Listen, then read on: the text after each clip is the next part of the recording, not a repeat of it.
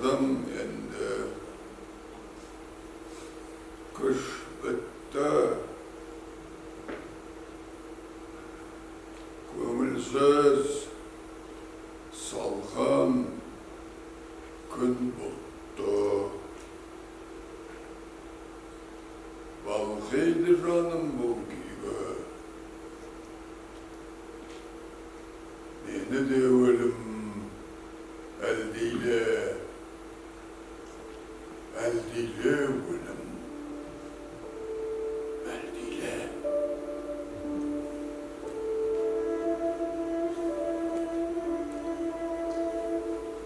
Kalın orman şeklinde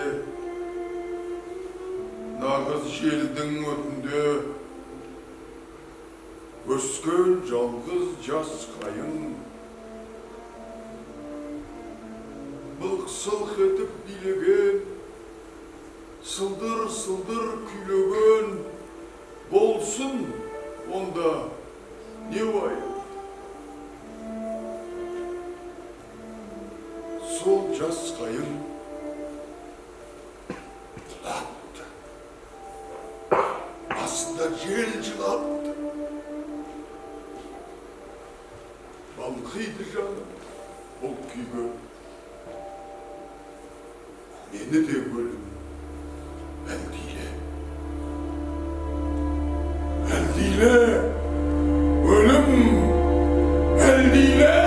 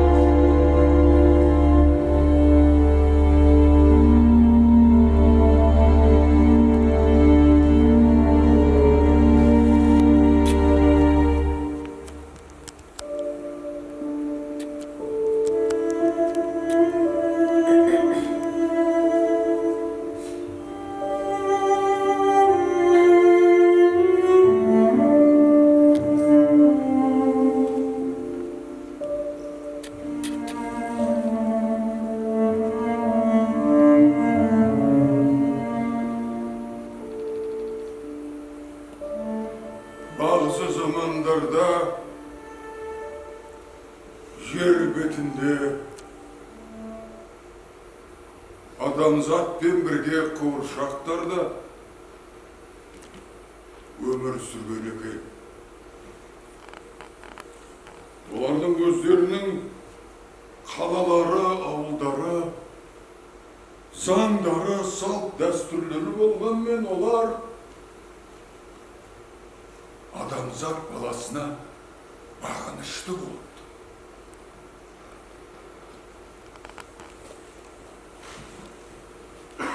Жыл сайын күн тұтардың алдында олар салық ретінде адамдарға өзінің балаларын өткізіп отырған екен.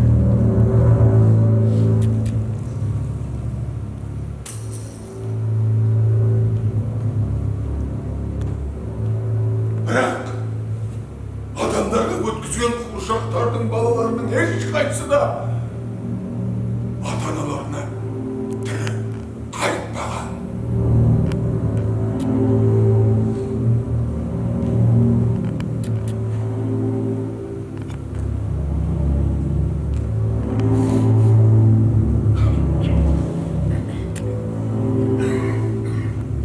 Жыл сайын күн тұтылған кезде қуыршақтар елде жаппай жоқта басталады. Қуыршақтардың зарлаған даусынан жер мен көктің арасы күңіренеді. Сол заматтарда қара сиқырмен айналысатын бір әйелдің беті жоқ, мүгедек болып туған бір жалғыз қыз болыпты. Ол сол қызына қуыршақтардың бүкіл құпиясын үйретіп, орманда жалғыз тұрады екен. Қатыгез заңның бағынып, әлгі қуыршақты, беті жоқ қуыршақты өзге балалармен бірге адамдарға салыметіне тапсыратын күндер туар. Содан әлгі беті жоқ қуыршақ қыз өзінің тағдырластарына қара сиқырдың құпиясын үйреткен десе. Содан бастап адамдар елінде сәбилердің өлімі етек алыпты. Қуыршақтарға ыза болған адамзаттар оларға қайта-қайта шабуыл жасап, тыныштық бермеген екен. Содан зарлаған қуыршақтардың даусына Алла Тағалам қапа болып адамзатқа бүкіл қуыршақтар халқын басқа ғаламшарға көшіріп жіберген десең.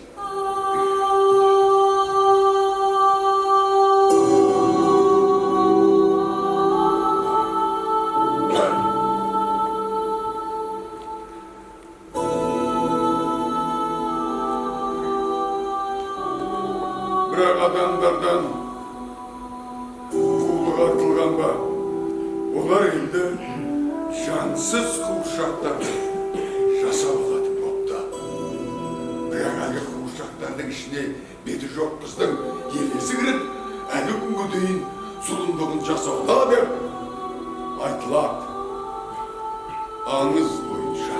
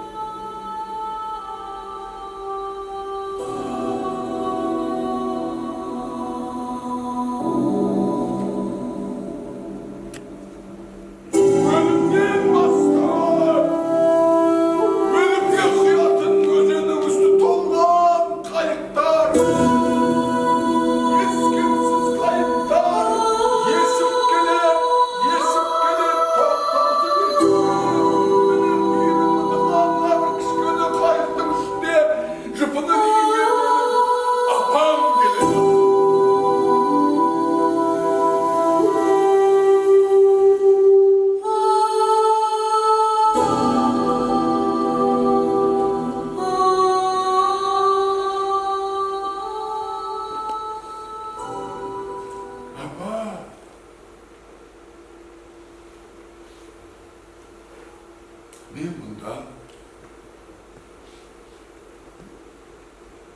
мені неге жалғыз тастап кетесің? Бәрі қатыгез болып кеткен. Апа алып кетші мені. Қайтайық şimdi. Жоқ. Таппадым. Таба алмадым. Іздедім, бірақ таба алмадым. Сенің тапсырмаңды орындай алмағаныма қалай күйзелетінімді білсең ғой. Апа, не білдемейсің? Жоқ нәрсеге ренжитін болғансың ба, апа? Апа, қараш, менің қуыршақтарым бар. Міне!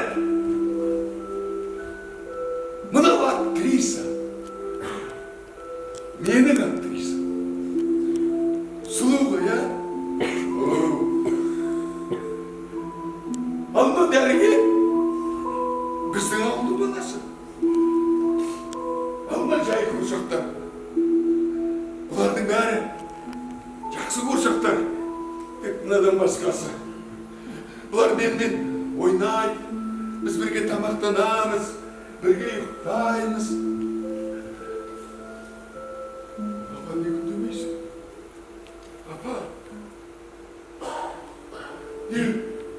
кесірінен сенің бетіңе түскен әжімдерден менің қалай қиналатынымды білсем ғой. Маған әлі реніші қайтқан жоқ апа. Қайда барасың апа? Кетпеші апа! Тоқта апа! Кетпеші, тастама мені жауыр апа!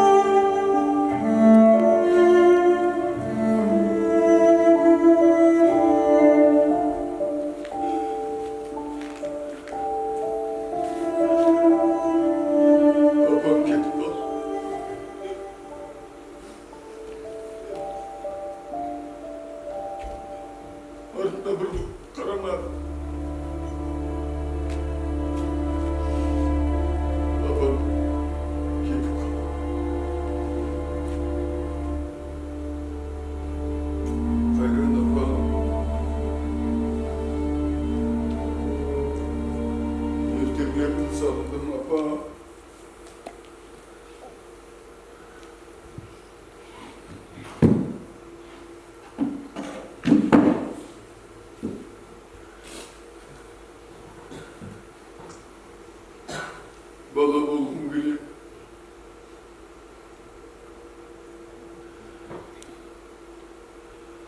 Köşesinin kuşağında omuzga tolu bağlı. Alansız yuhtaytın sen bir siyahtı ömürde kayda basamın gülü. Kumuşep toprak kalına. Dalada kanırıp durup gelip kırkır ayağında amanın kamzolunun içine tıkıp alıp cılınıp yuhtaytın mağan. Odan asqın baqıttın keregi жоқ. Бұл кезде бәркімнің әңгіме қылатынына қоғамның неше түрлі қарайды.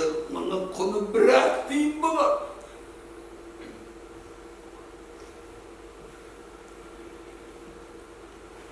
Бала кезімде бойымның өспей қалғанын, санамның есеймегенін, ата-анамның қартаймағанын деп бір Аллаға жалбармышы.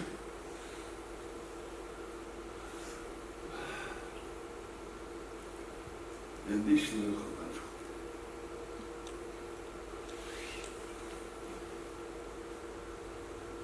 Ayakta dünya kalan yaratılmay duran kezde adam adamın havana şumakta duradı eкен. Şumakta bär jatsın. Allah Tağalam adam adamın havananı keremet жақсы көреді екен.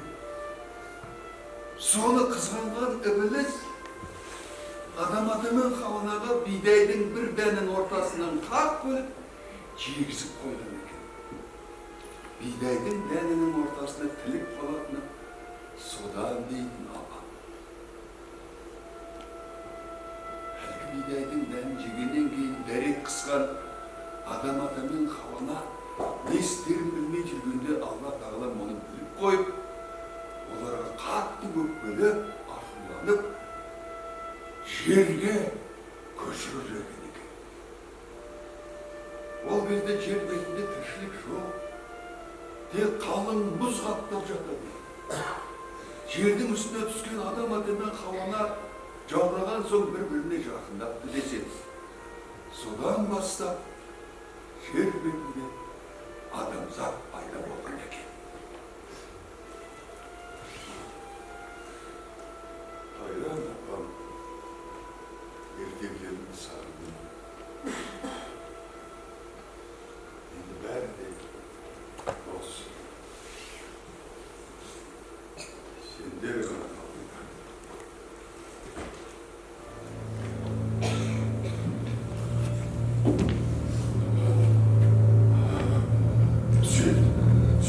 Осында көзі ғой. Өмірі дамыршылардың бір болып құртқанына сенсің. Сенсің бәріне кінәлі. Сенсің. Ой, маған тек келісіміңізді берсеңіз болды. Сіздің қуыршақтарыңызбен тек қана Қазақстанның ғана емес, бүкіл әлемнің балалары ойнайтын болады. Сөйтіп сіз ұлттық бренд жасап, Özümüzün adınızda altlarının tarihte kaldırasın dedik. Atanın bası kaldır tarihte. Senin sonucuma alayak kuvvetinde bile durasan kalay kelsin bergen gözümde bilmeyin. Senin aytkanın menden yüreğimnin tübünü ayala. Ya mınav degen keremet 18 kurşanla tartışlardı. Son 18 kurşanla yüreğimden 18 bölümün bölüp verip ayaladım. Son jasatların kurşakta kaldan en iyisi bana ne istedin? Ha? Ne bilsin ha? Bitkili sen diyor, yak yok.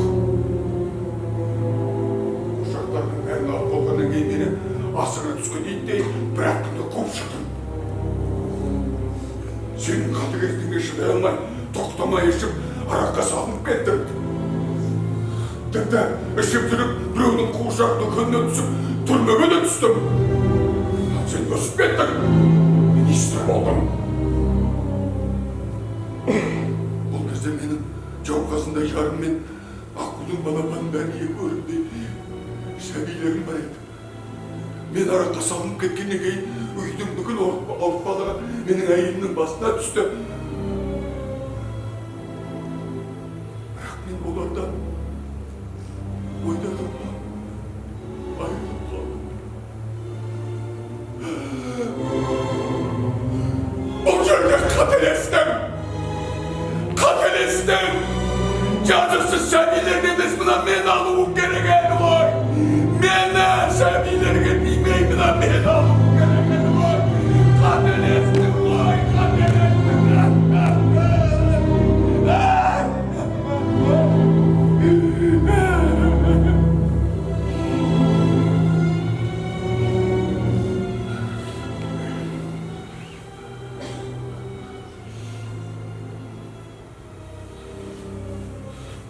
Түрмеден шығып, үйге қайтып келе жатқан бетім.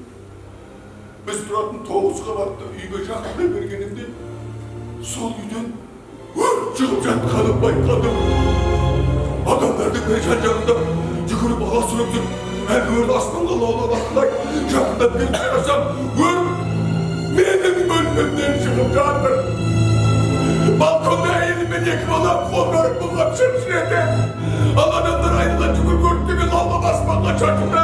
Мен не істерімді мен шашқалақтап қалдым. Оларды құтқара ойыма да келмеді. Шашқаннан үйді айналып жүгіремедім. Bir кезде көрші болмайды болған газға толтырған балон жойқын күшпен жарылды. Balkonda тұрған әйелімен балаларымның быт-шытын шығарып, аспанға шашып жіберді.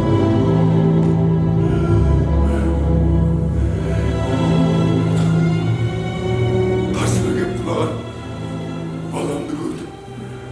Қарасам баламның жарты денесі жоқ.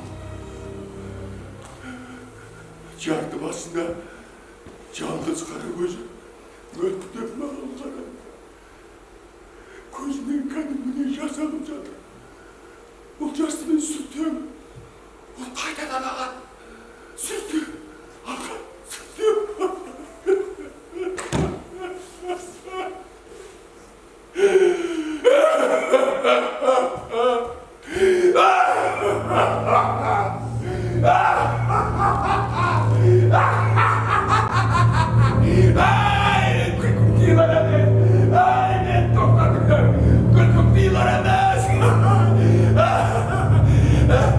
Onu öldürgen sen! Ben de sen de! Onu öldürgen sen dersindir.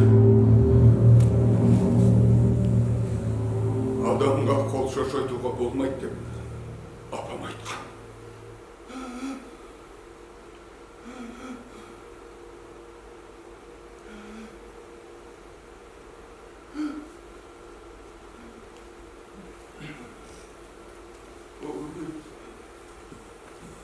Менің балам басым басып кетті. Аяғымды көтеріп, қазір сүйектерім жинап алам.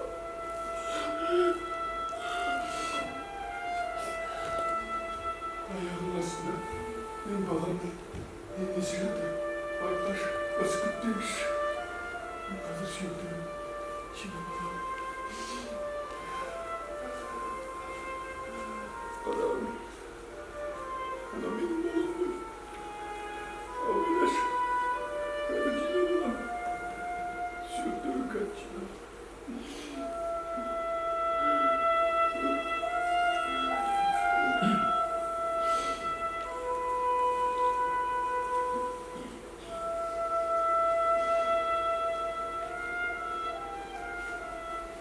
Әйелім мен баламның шашылған сүйектерін жинап алып,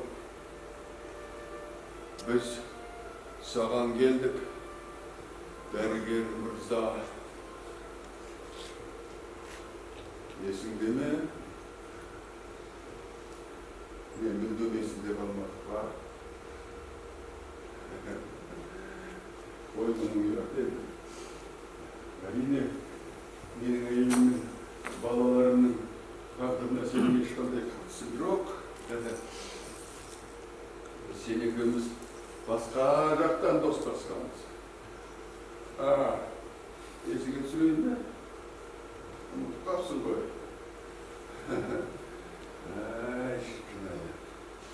Ей,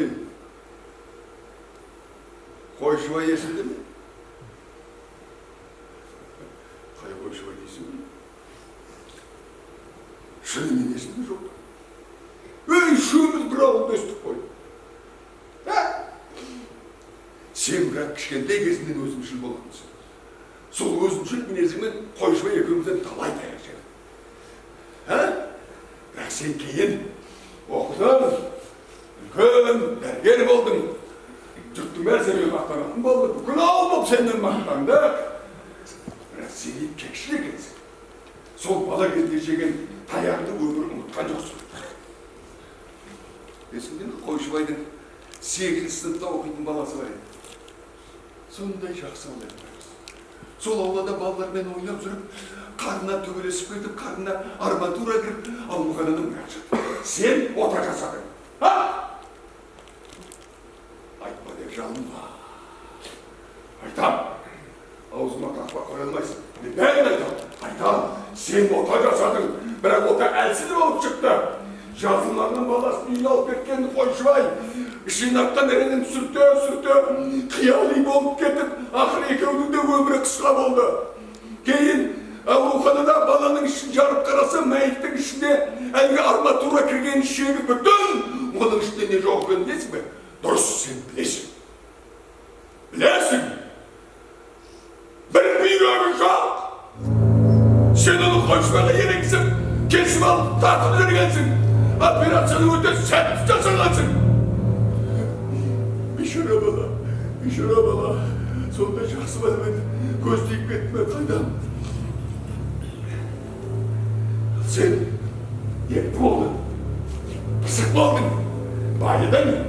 Сол жаңағы кішкентай сәбилердің мүшесін сатып, ауырған адамдардың дене мүшелерін сатып байыдың. Күндердің күнде сен $1 миллион параменен ұсталдың. Жұрт сен сотталады деді.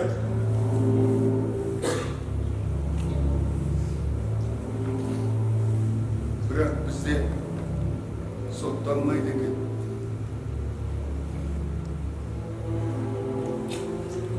Жұрттың бәрі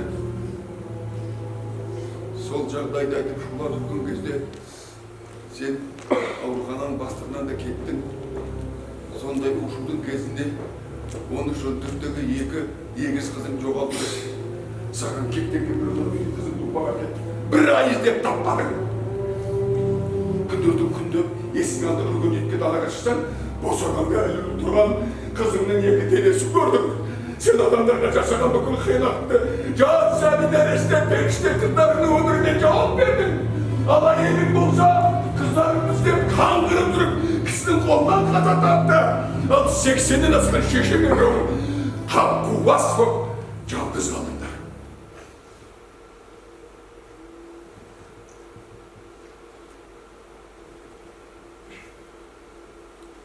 Осының бәріне төзген сен менің қатты екен.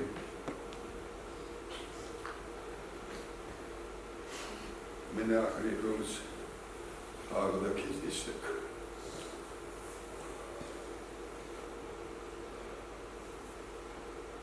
Мына нәзік адамдардың өмірі бір-бірімен тығыз байланысты. Оны тағдырлар тоғысы дейді. Жанұяның бір адамын өлтірдің бе, кейін екіншісі де өледі, үшіншісі де өледі.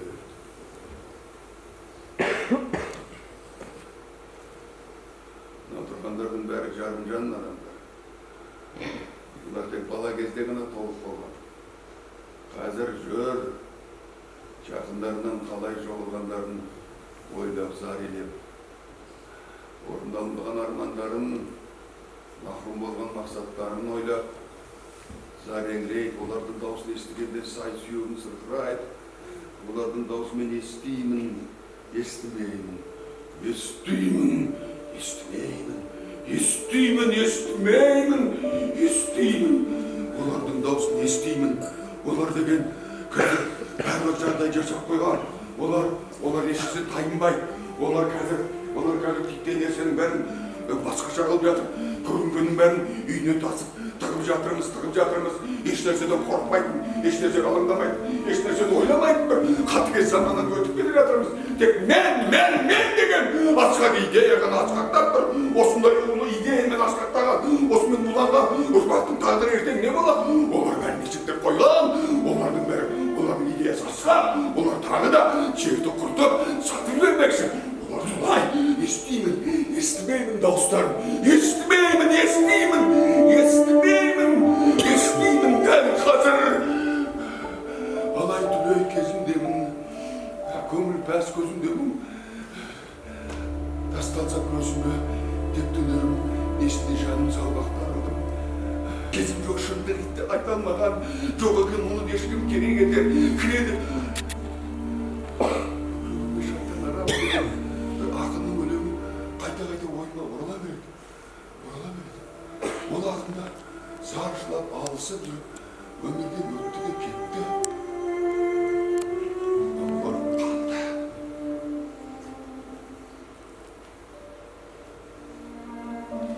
Зұлымдық адамзатпен бірге пайда болған, соңғы адамзатпен бірге өлді. Bir күні мынау өмір тоқталады, уақыт жалғаса береді. Шеңбер қайталанады.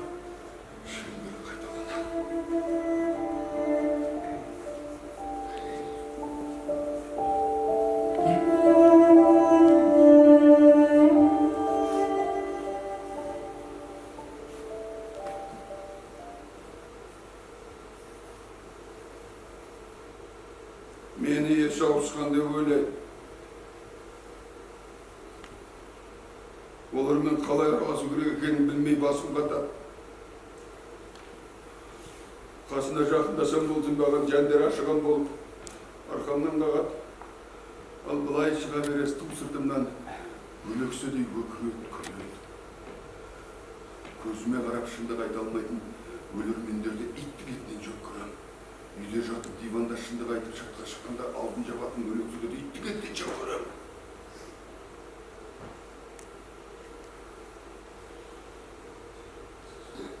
Біздің ауылда қасқалдар келген құс болды. Түсі қара келген, басында ақ өзбек жүні бар, үйрек төктес құс. Сол қыз жаз айларында өзеннің жағасында өскен қамыстың арасында ұя салады. Одан балапан шығарады. Балапандар сондай көп болады. Ауылдың балалары бәріміз бар, сол балапандар ұстаймыз. Олар бізді көре салады да кішкентай балапандар суға сүгіп кетеді. Кішкентай болған деген көп жүз алмайды, қайтам қылтиып бастарын шығарған кезде шап беріп ұстап аламыз. Сөйтіп шешесі бақылдатып жүріп, 10 шақты балапан ұстап алдым да жүгіріп үйге келдім. Әлгі балапандарды алып келген шешем көрді маған қатты ұрысты. Апарып таста деп берді. Ал жоқ, майкіме 10 шақтыны қайттан сауғалды, өзенге қарай жүгірдім. Жүгіріп келем, қас қарайып қалған, қараңғы түсіп кеткен түн ортасы кезі, қорыққаннан зәрем ұшқаннан орта жолда әлгі балапандарды қоя бере салды. Сөйтіп онсыз да бақытсыз жаз өткізуіне себеп болған мен енді балапандарды өлтірдім. Бірін қалмай өлтірдім. Қыбырлағанның бәріне зияным тиді. Балалармен бірге ойнап жүріп, тышқандардың ініне су құйып, басын қылтитып шыға бергенде таяқпен бүріп сеспей қатыратынбыз. Кейде тірідей ұстап алып, төрт аяқпен тартып бергенде бақылдап өліп қалатын. Ойындарымыздың түрі осы болатын. Тәжірибе жасайтынбыз. Әкем діндар адам болмаса да маған Құранның бір-екі аяғын үйреткен. Ауылдың балалары болып бәріміз шетке шығып, топырақты кішкентай үйіп, оның төбесіне таяқ шаншып, ауылда тірі жүрген адамдардың атын атап, Құран бағыштайды.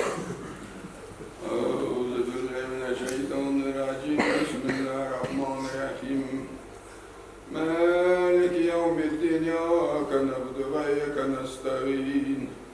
اهدنا الصراط المستقيم صراط الذين أنعمت عليهم غير المغضوب عليهم ولا الضالين.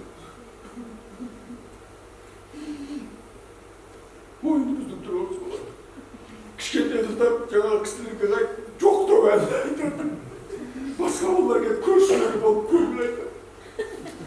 Сөйтіп кешке дейін аяғымызға шөңге бір еріндер кескендерген қолдарымыз жүріп, қарнымыздың ішіне қас құрылып, кешке үйге қайтатын бұзаулармен бірге бізді үйге қайтатын. Апам ұрсып жүріп, жуындырып мені қойнына алып жатады. Сол кезде талай ертегілер айтушы. Ал төрде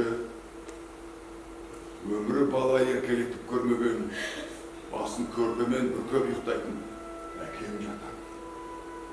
Ол кісі жайында да апамның әңгімелері қызық.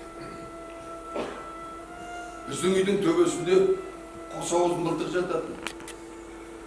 Апамның айтуынша менің атам үлкен мерген болды деген. Сол ата дәстүр бойынша әлгі мылтықты мирас ретінде менің әкеме табыстапты. Әкем маған табыстапты. Bir gün әкем аңнан келе жатқанда тура дәл түбінен қаша жөнелген қоянды атып кеп салып, қасына барып қараса, буаз қоян екен. Оқ қарын жарып кетті. İçine çıkan şarana көжектердің жыбырлап жатқанын көрген әкем шошынып, ұршынып, аңшылықты тастап кеткен.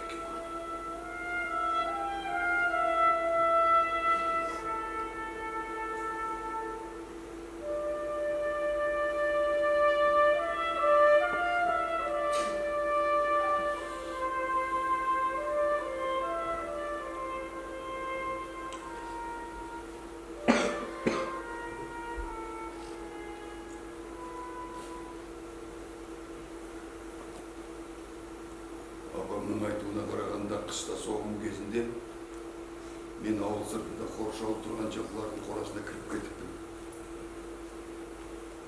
Құрттан үріккен қарайғыр қақ маңдайымнан теуіп кетіпті.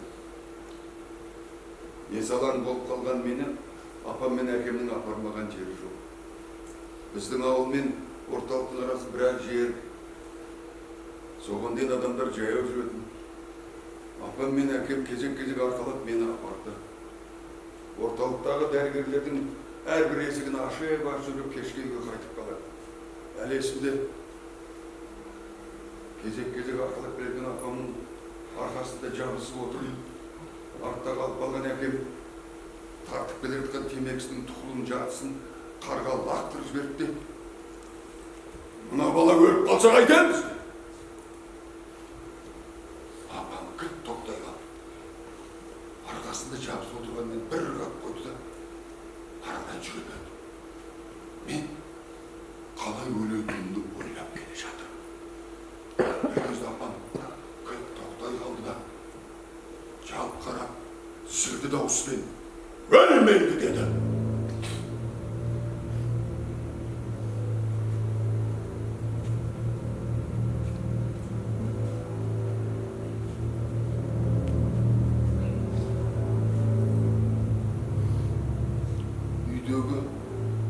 Кіресін шамның жарығының айналасында қарандаған бір нәрселерге үңіліп қарап отырмын.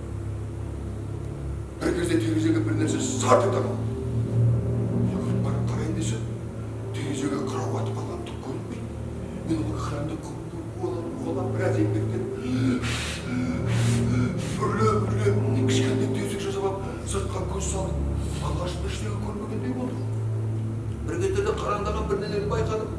Сөйтсем, жыпылы киінген бір түрлі адамдар келіп, бірінен соң бірі басы жоқ, қолы жоқ, қуыршақтарды әкеліп үйіп жатып. Бір уақыттарда аулаға қуыршақ толып кетті. Әлгі қуыршақтардан бір түрлі аяғын ішіп дауыс шығады. Не дауыс екенін түсінбеймін. Сол қуыршақтардың ішінен әлгі беті жоқ қуыршақты көрдім. Оның сұлу жүзін көрдім. Ол маған қарап жымиды, жайлы күтіп қалды. Оның артынан ере бердім. Бір кезде қарасам, бір өзеннің жағасында тұр. Ал өзенде жаңа қуыршақ қыздар бәрі керемет сұлуған, шұғыл жүрекін. Солардың ішінен әлгі беті жоқ қуыршақ мені көрді де, мені шақырды өзіне қарай. Аузымда түскен дұғын оқи бастадым. Астағфиралла деймін. Субханалла демеді, ол маған қарап. Деп басты шайқады. Содан кейін менің қорқасым бар. Құдіретті уақыт жақындап қалды деді. Таза еместердің бәрі қорқу көреді деді. Өзің сенген адамдарға сенбе деді. Сөйтті де, екі қолы кенеттен қанатқа айналып, әлгі қыздардың бәрі құсқа айналып, қанаттарын суға сабалай бастады. Содан аспаннан ұша бастады. Мен жалын ұшырып жүгіріп барып, біреудің қолынан ұстап кеп алмай, қанатын қолын кеп қалды. Ұстаған мен алдым. Әлгі қуыршақ қыз менің төбемнен бір айналды да жұлдыздарға қарай ұшты да кетті.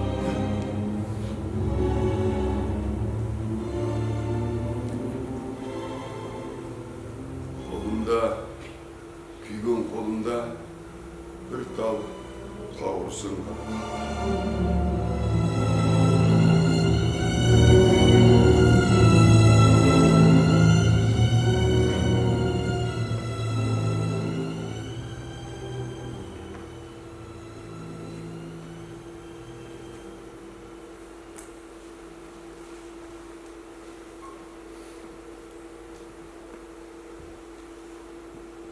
Өлген адамды жерлеп көрдіңіз бе?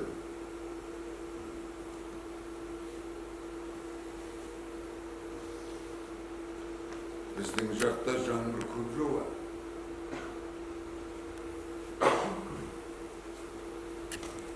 Көр қазушы жігіттер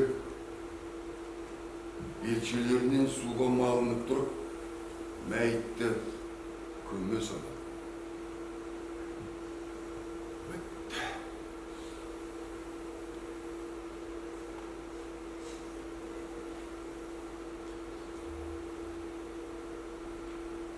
Жаратқанның құдіретін жаратылыстан істедім.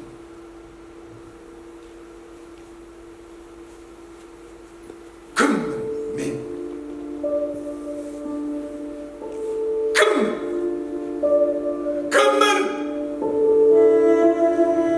Бұл өмірге келу мен кетудегі мақсатым не? Кіммін?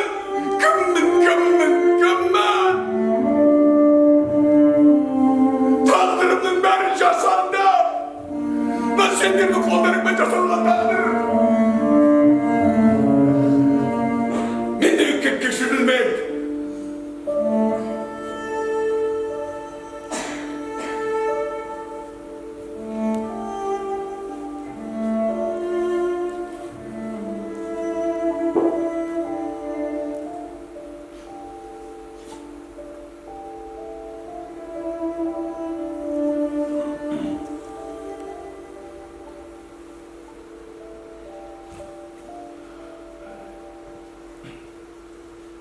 Мені көріп жүрсең де маған назар аудармаған шығарсың. Әрине суретшінің көмекшісі кімге керек? Я Сол сен ойнаған спектакльдердегі декорация жасаған мен. Я ол кісіде қоюшы суретші талантты кісі болатын. Талай спектакльдері жақсы табыспен өтті. Ол кісі әр спектакльдің соңында сахнаға шығып көрермендерге иіліп кетпей қоятын. Бірақ маған маңызды сол емес енді. Мен ең бастысы сенің сомдағаныңе. Мен саған ғашық едім.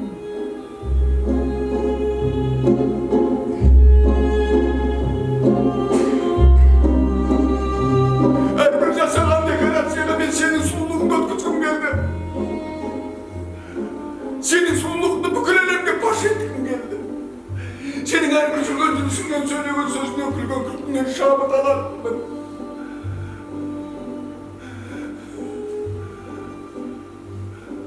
Сен мына қуыршақтардың ішінде менің саған деген ұлы махаббатымның көшірмелері жатыр. Тығулы жатыр.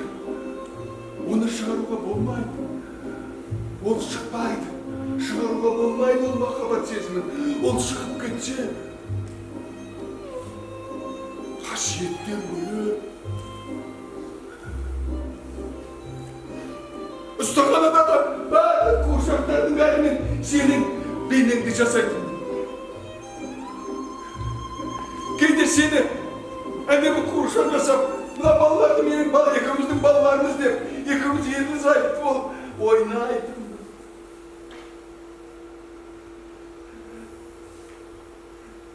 Әрине бұл кезде әйелім бар, екі балам бар. Ішіндегі қиял дүниеге жағаруға құқым жоқ, оған мүмкіндік жоқ, ондай қасиет жасауға болмайды. Келіңізші, мен сізді биге шақырайын. Қойыңызшы, жас кезде талай би едік қой. Билене керек қанша заман бұл. Келіңіз, екеуміз кең даланы елестетіп, шыргөмелек айналып бір билейікші. Сол кезде құдіретті музыканың өзі екеумізді өзі-ақ іздеп табады.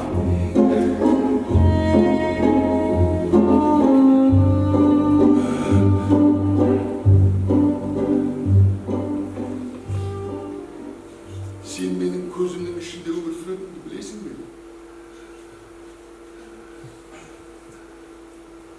Ал сен кейде сол көзімнің ішінен шығып кетуге жанталасып тұрсың. Жібермеймін. Жібере алмаймын. Шіркін-ай, менің көзімнің ішінде не барын білсем ғой. Еркектер көзімен сүйеді деген солай шығар. Егер сен көзіңнен шығып кетсең, онда көздерің бос қалады ғой. Бос көздер. Бос көздер. Айтуға ғана оңай. Бос сөздер. Бос көздер. Бос сөздер. Жібермеймін. Жібере алмаймын.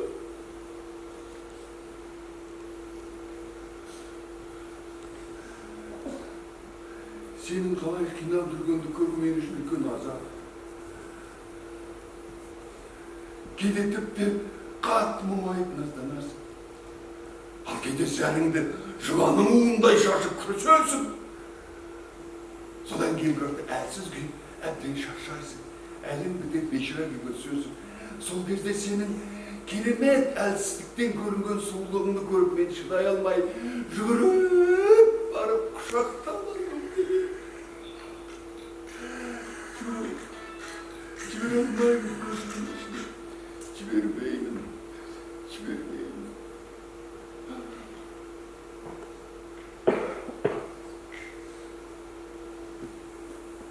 Сен ақ сүйектер киетін шляпаңды киіп, сахнаға шыға келген кезде ең онша жақсы болмай шыққан спектакльдің өзі сенің арқаңда құлпырып кетуші еді. Сенің талантыңды көре алмай, жаңадан өсіп өткен жауқазын гүлменен бақталасықпен бас көрдің бәрін біліп тұрдың, сен ешқайда мән бермедің. Сені таптап өлтіргісі келгендердің бәрін көрдім, білдім, бірақ оларға мән бермедің. Сен өзіңнің текті қасиетіңменен тік бойыңды тік ұстап тұрдың. Сен сахнаға, театрға кіріп келген кезде сені жаңа ғана өсіп отырған әйел актрисалардың бәрі орнынан танып тұрып, саған қалай иілетінін өздері де білмей қалатын. Сыртыңнан қанша жаман сөздер ал. Олардың ешқайсысына сен мән бермедің. Тектілік қана сені сақтап қалды. Бар күш-жігеріңді, ақыл-ойыңды, талантыңды, сұлулығыңды тек қана рөліңе жұмсадың, рөліңе ғана дағдадың. Сен сондай едің. Ал сол күнгі спектакльде сен керемет гүлдендің. Жұрттың бәрі сені танымай қалдық. Көрермендер қайта-қайта саған ду қол шапалақтап, ешінен танды. Сол сахнаның қақ ортасынан аспанмен арқаның түсіп сахнаң береді. Түсіп келе жатқанда арқаны шешіп кетті, сен оңбай құладың. Менің өкпе бар жүрегімді біреу қолқасымен суырып алғандай болып, саған қарай ұмтылып едім, бірақ төбені ұстап жібермей қалды. Ал сен орнынан қарап тұрдың да рөліңді жалғастырдың. Сахна қысылаға қанға боялды.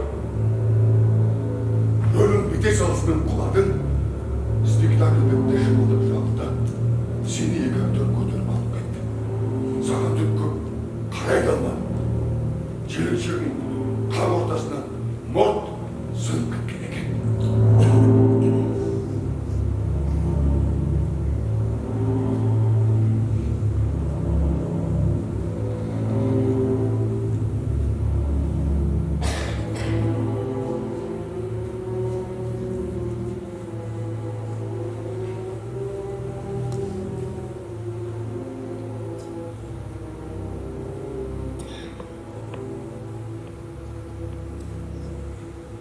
Сол сәтсіз күннен кейін сен сахнаға қайтып орала алмадың. Мүгедек болып қалған аяғыңды сылти басып, театрға келді тоқтатпадың. Өзіңнің ойнаған спектакльдерге келіп көріп отыратын болдың. Аяғыңды сылти басып, сол 6-шы қатардағы 8-ші орынға барып отыратынсың. Мен сол қатардың 14-ші орнына отырамын. Сенен көз алмайтын. Сен өзің ойнаған спектакльдерді қарап отырып, көзімнен бұра жас ағатын. Мен оны көре алмай, бармағымды тістелей беретінмін. Кейде тіпті шығып та кетеді. Сенің келіп сол өз спектакльді көріп отырғанында әріптестеріңді біледі. Аяйды. Көргенді кеңеске осы спектакльді алып тастайықшы деп талай рет арыз түсіргендерімді білемін.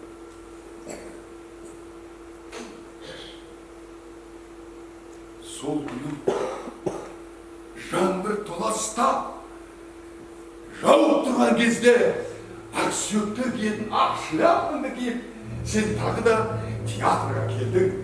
Өзіңнің үйреншікті 6-шы қатардағы 8-ші орынға барып отырдың. Мен де сол 14-ке барып отырдым.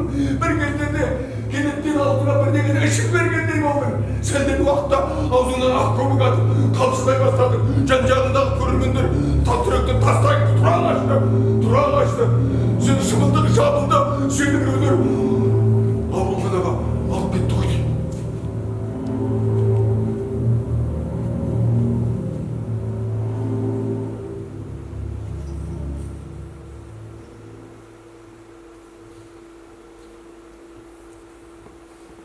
Содан кейін сені ешкім көрмеді. Сен туралы ешкім естімеді. Тіпті сендей актриса болғандығын былай қойсын. Өмірде сендей адам болғаның ешкім есіне алмады. Сен ұмыт болдың. Сен бәрі ұмытты. Сен жоқ.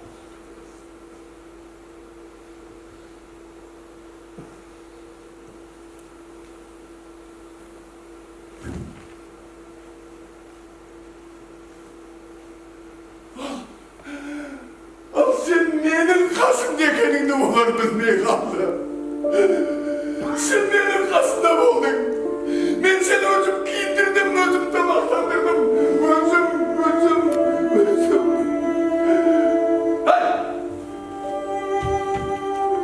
Рабиға, сен қайдан тұрсың? Сен не қылып балалармен бірге балконнан жарып кетіп едің ғой. Неғып тұрсың? Әншейінде келмей осында сұлу келіншекті билеп жүргенде жетіп беретін бе? Не? Апам келеді. Ойбай, апам мені мұндай жағдайда көрсе ренжиді ғой. Енді айттым. Апам келеді ме? Жоқ, Рабиға, мұның бәрі ойын емес. Ой, ойын емес дейін мұның бәрі. Шындығын болсын ба сен? Ой! Ай, түрттің бәрі менің күйеуім алдаса бастады де, қуыршақтармен ойнаған қоймайды болды де, ай, жындады де, мен ақылдымын, көп оқығаннан ақылдымын. Өзі 2 кітап жазбай, 12 кітап оқымай, 12 кітап жазатын адамдардан көрген өзі ақылдымын. Мен шындықты айтып өлемін, өз биігімді өлемін, мен. Қайда кетті? Рабиға,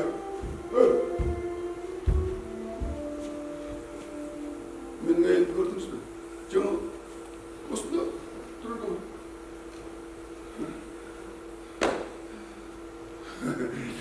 Қалай қатырдым, оларды осылай алдау керек. Ол ойлап, мынаның бәрі ойын екен деп. Ол ойлап, бәріміз сендерді, бәрімізді қуыршақ деп ойлап. Енді олай емес қой енді.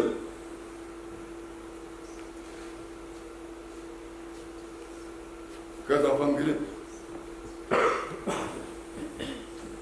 Күтіп отырмын. Қалмаймын, апаммен бірге кетемін.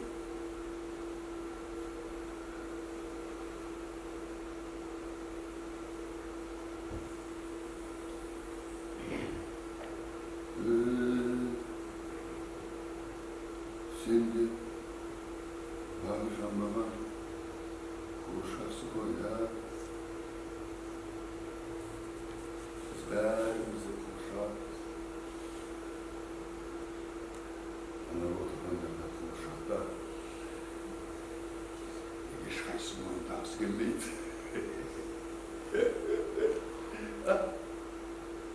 Çok koyayım.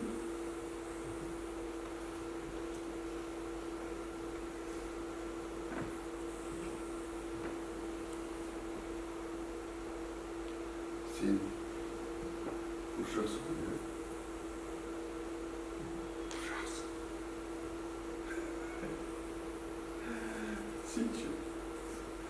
Sen de kuşaksın. Boyunlarlar gelmekte. Boyunlarlar gelmekte. Sorlu basın. Men ne istep durmam. Men қуыршақтармен сөйлесіп отыр екен ғой. Олар сөйлей алмайды ғой. Қуыршақтармен сөйлесіп отыр екен ғой. Атпақпасың балам не болған? Қуыршақтар. Сендер қуыршақсыңдар. Бәріңде қуыршақсыңдар. Мен жасаған қуыршақтар.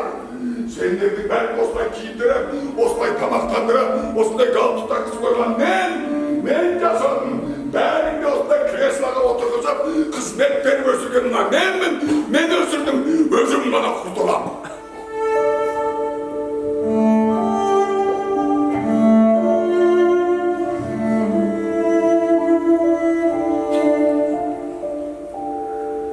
Қазір апам келеді.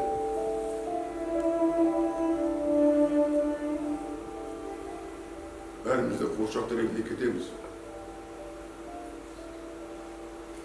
Қорқыңдар, үрейленбеңдер, жыламаңдар, күлмеңдер. Ол жақта заң басқа, ол жақта ел басқа. Кетеміз.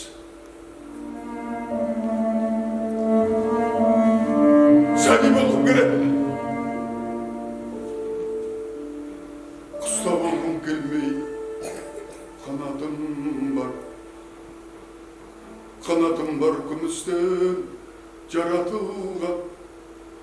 Сәби болғым келеді, сәби болғым, мың өмірден хабарсыз жаратуға.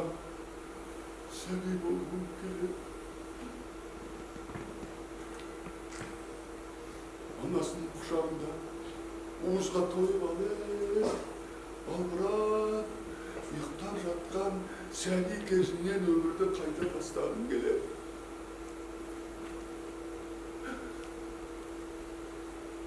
Ересектердің өмірі ұнамайды. Ұнамайды. Ылғи жауаптың мен айды судан, қоштасудан тұрып, алдаумен армауға тұратын өмірді сүргіп келмей. Тек сәби кезін өмірді қайта бастағым келеді. Апа келді ме? Иә, мыналар қайтеміз. Алып кетеміз өзімді. Алып кетеміз қазір қуыршақтарын алып кетеміз. Қуыршақтарды қорыққандар, үндемеңдер, күлмеңдер, өлмеңдер, бойларыңды үрей қорқыныш байлап алған. Содан құтылыңдар. Жыламаңдар, қуыршақтар еліне кетеміз. Ол жақта жағдай жақсы, бәрі жақсы. Бәріне өзім кінәлімін. Өзім кінәлімін. Өзім мінезім жаман. Өзім кінәлімін. Өзім маған осы тіршілікте де көп көріп жүргендер бар. Ажал құшқым келеді.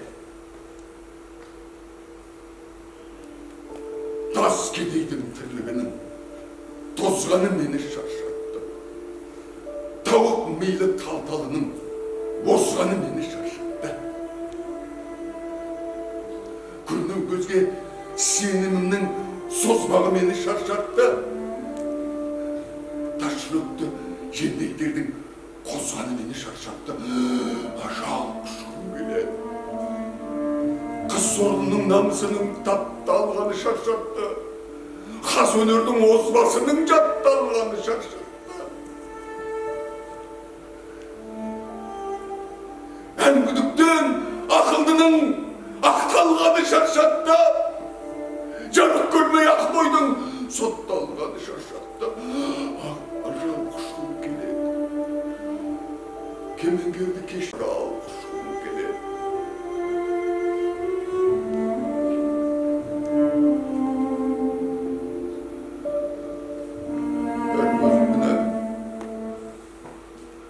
Шындық деген сондай шырқыраған қағидамен өмір сүрдім. Жалғанға жалғыз сыймадым. Тіршілігімді бұзды. Тыныштық бермеді. Ақыры өзіме өзім үкім